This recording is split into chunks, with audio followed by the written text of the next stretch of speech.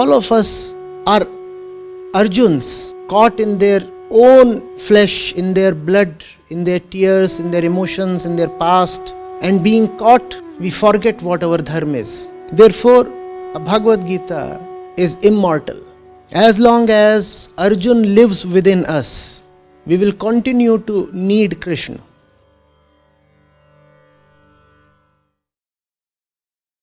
Why are people afraid to step out of even abusive marriages?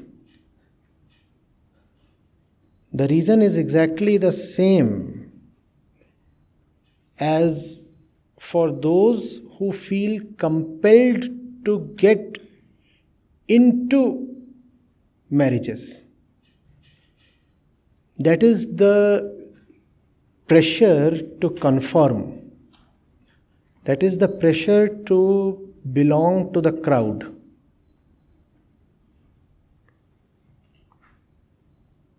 The fear not to be labeled abnormal.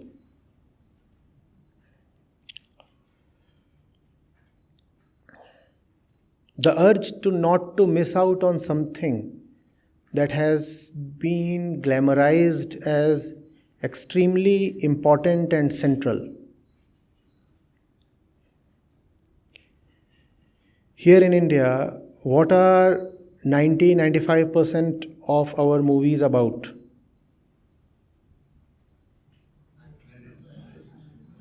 Man and woman getting together, right?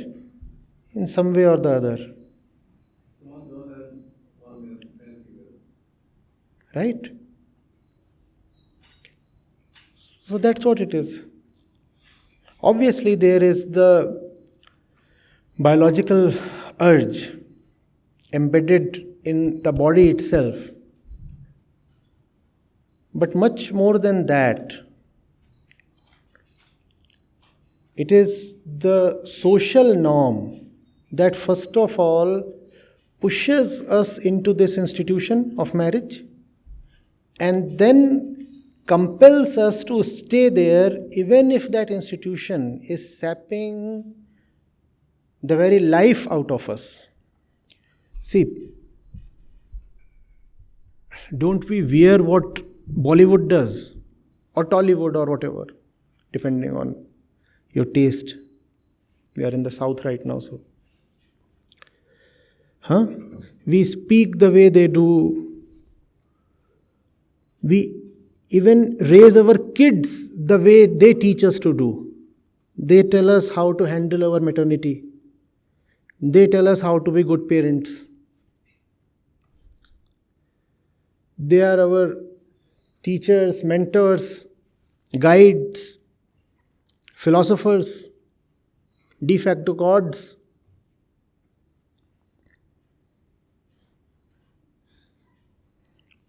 Do we see how much is our life dictated by the forces of entertainment?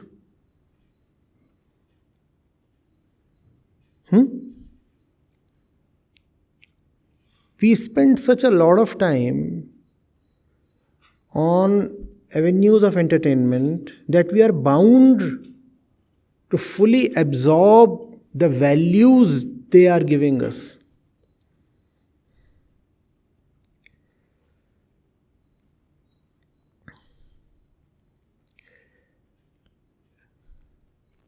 If you read the Gita, there is no man-woman angle. So that kind of center, that feeling, that very issue will not even be activated in your mind. Will it be? Some other more important issue will take dominance. No? What is the right action? When to indulge in a war and when to retreat? How to pick the right battle to fight? Who exactly am I? What is my relationship with the world? If you spend time with the Gita, these are the issues that will get activated within you.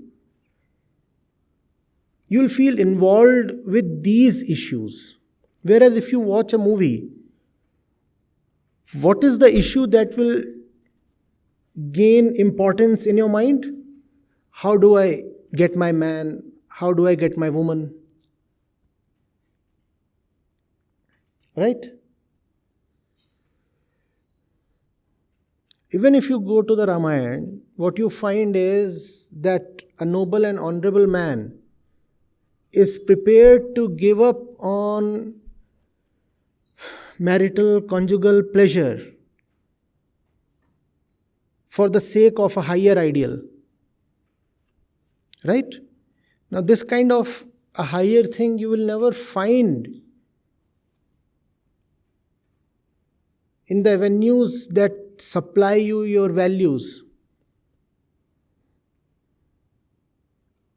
And all the time we are with entertainers. And so much of our entertainment is simply related to sex.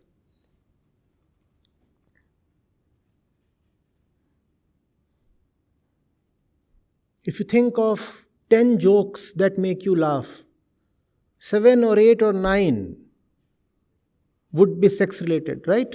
Directly or indirectly.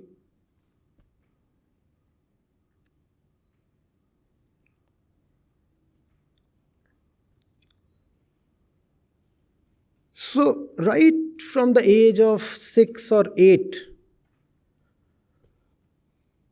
we become deeply indoctrinated. Please understand this. We are forcefully made to believe that the purpose of life is to chase a man or a woman.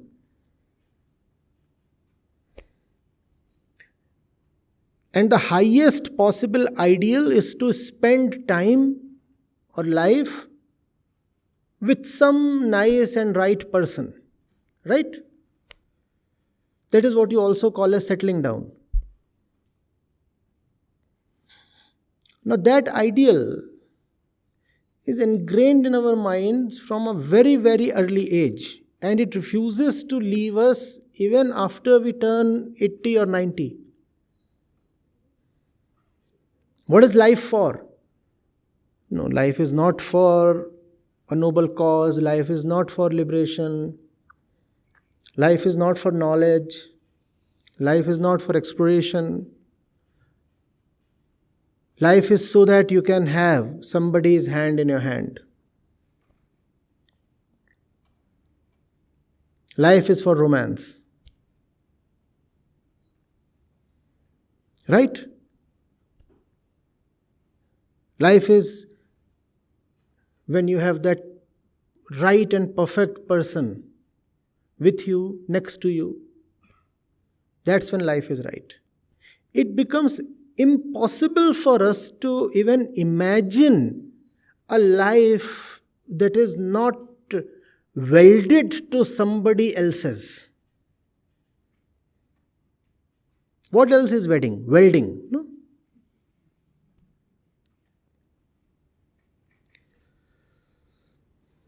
That's why so much fire is there.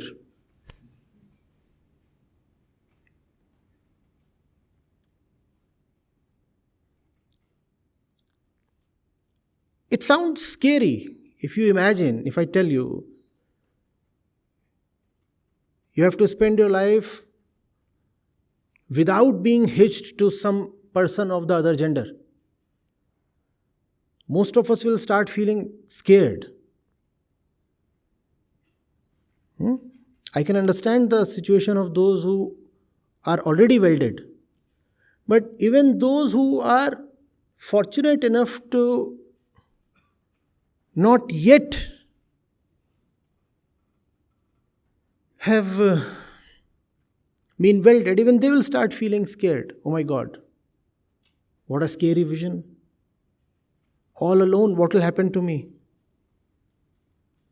Where did this feeling come from? Definitely this feeling is not coming from the body. Definitely this feeling is not prakritic or genetic.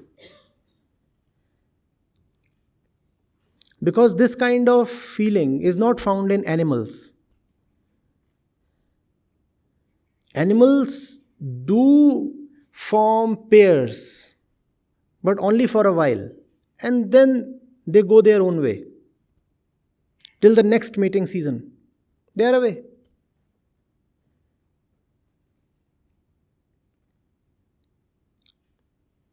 This kind of a welded relationship, this concept does not exist in Prakriti. So surely it is coming from the society, not biology. And from where in society is it coming? It is coming from our avenues of entertainment. Right? Songs. You go to YouTube. Which is the most watched YouTube channel across the world. And what do you watch there? Songs. And what are those songs necessarily about? Man and woman, man and woman, man and woman, man and woman. The entire world is watching that. That particular channel is in Hindi. But even otherwise, east or west, that's what we are constantly crooning. Where is my man? Where is my woman? Where is my man? Where is my woman?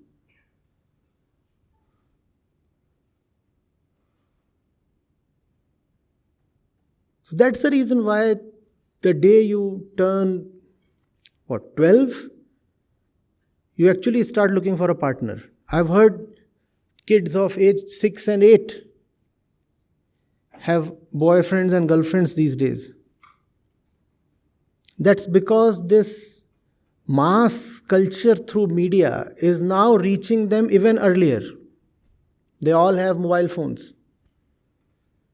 So even they are thinking that the highest thing possible in life is a boyfriend or girlfriend. And if you have that, then you have arrived. You have succeeded.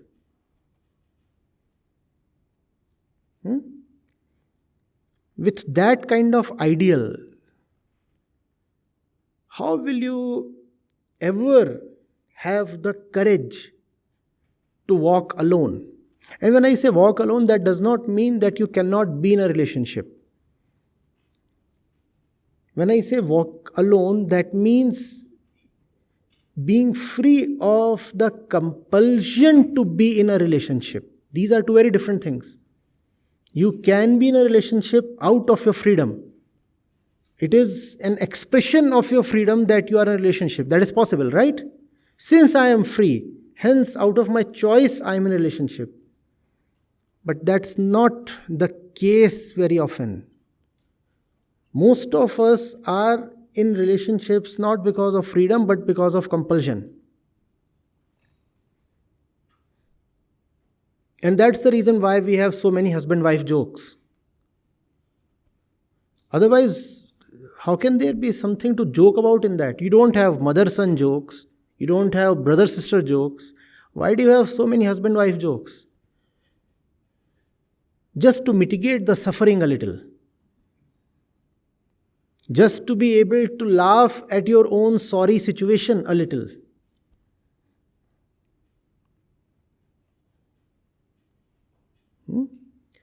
Isn't the mother-son bond an important one? Why don't you have mother-son jokes then? Why only husband-wife jokes? Because without joking, it will be even more difficult to tolerate.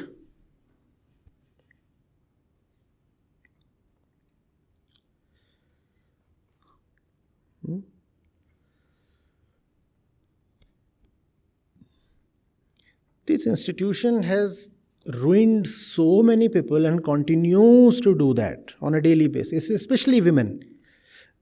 Here we have a man stating his predicament and suffering. But this institution has been equally, if not more, harsh upon women. Because they are even more scared. to step out.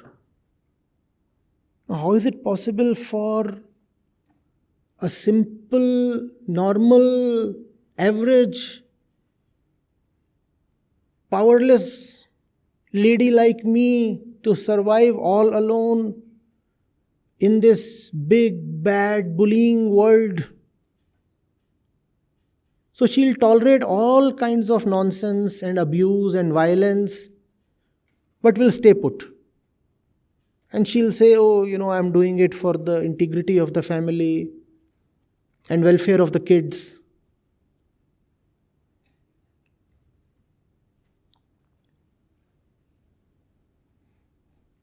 Same goes for men, because now women are as nastily empowered as men used to be. So they are as nastily exploitative as well.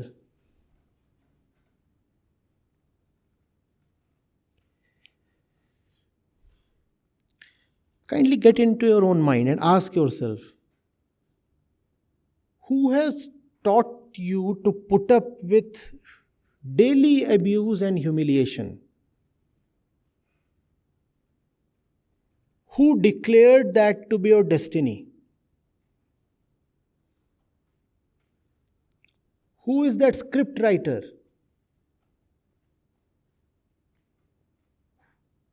Whose is this decree that cannot be reversed?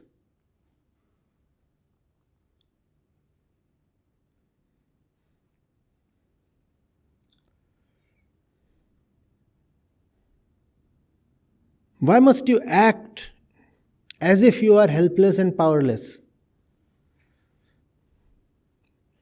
Why must you behave as if there is no choice?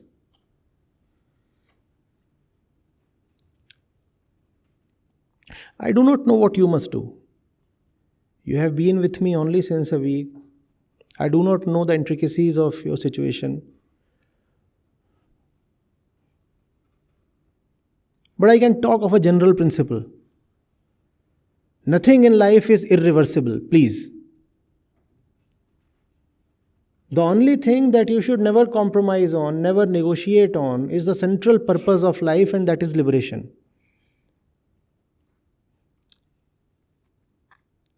All else is dispensable.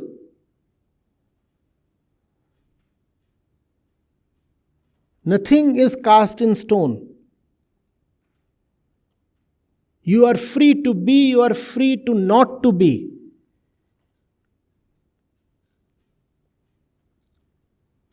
And there is no God sitting upstairs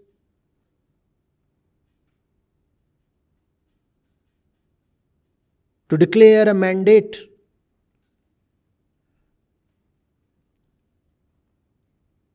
Existence will not curse you if you are solo. And there is no special reward for remaining hitched.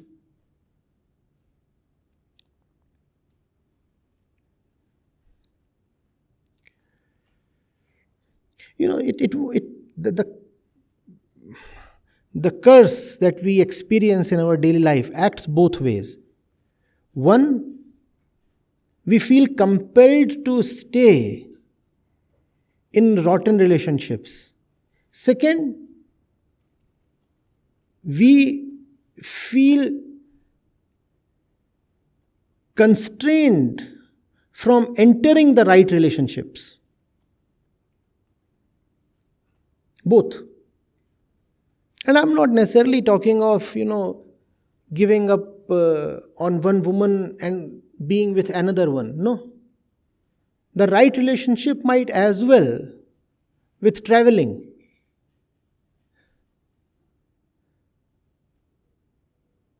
Travel that you cannot afford because the other person won't allow you to. So that relationship is not only abusive in itself, but also an impediment to another right relationship.